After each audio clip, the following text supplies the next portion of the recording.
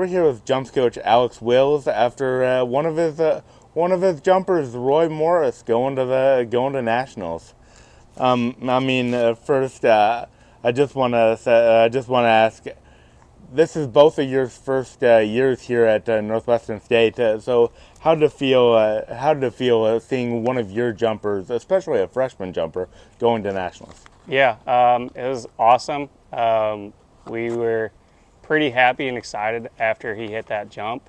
I knew 752 had gotten in the previous 2 years, and he had a really good chance. So we had to, though, unfortunately, wait a few hours to get that final result, and I ended up staying and watching that second group go. And I was on the phone with my wife, just counting down the jumps. But when I finally realized he was going to make it in, I mean, that was huge.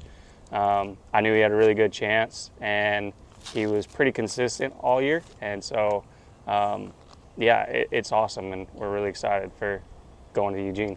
What was that conversation like when you had talked to him about when you guys both knew that he was going? Yeah, no, I called him up because he was at the hotel, and all I said is, "Hey, you ready to go to nationals?" And you could just hear how happy he was and excited.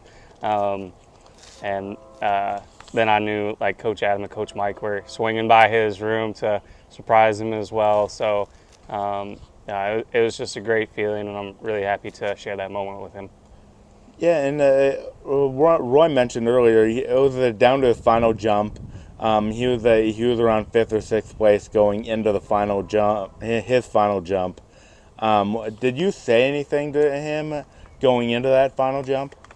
I knew he just needed to bring a little bit more energy. He kind of, I could tell, was a little bit nervous, especially on the first one. He wanted to just get a mark in. And when you're in a situation like this where you only have 3 jumps, you can't hold back. And so I told him to get the clap, get the energy going. And as long as he focused on the rhythm of his run, I knew that he could pop one out there. He's done it before, whether it was at Baylor or the home meet and conference championship. Like I said before, his consistency is just something and maturity that you don't typically see in freshmen. So I knew he just had to do what he's been doing. Do you think he was pretty relaxed going in, since he wasn't supposed to go?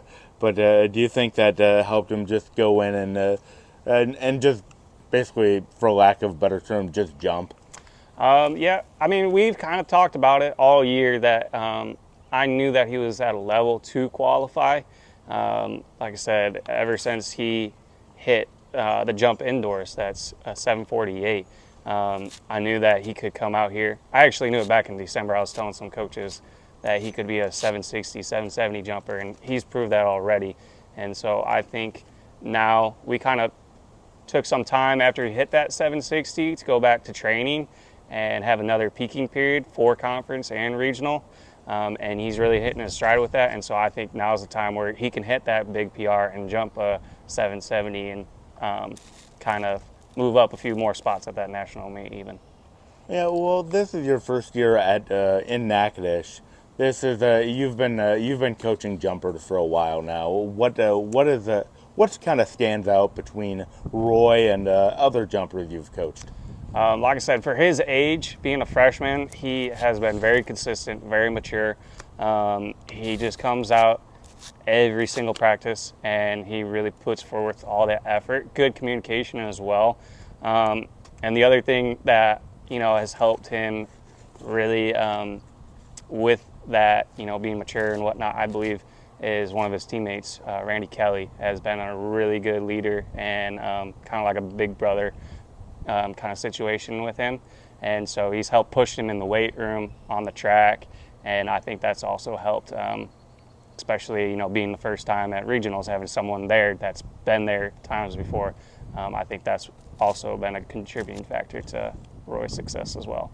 So having Randy there really helped him. You think having someone there to kind of he had a number of people supporting him, but having someone who knows that feeling in the jump like Randy. Yeah, definitely. Like this whole squad and team, I tell everyone this, it's like a second family out here. They're very supportive, whether you're having a bad day or a good day. You know, they got your back saying we're going to get that PR tomorrow, or they're going to celebrate with that PR with you. And I think that culture here has led to some really great performances, including Roy. So, yeah, no, it's been great.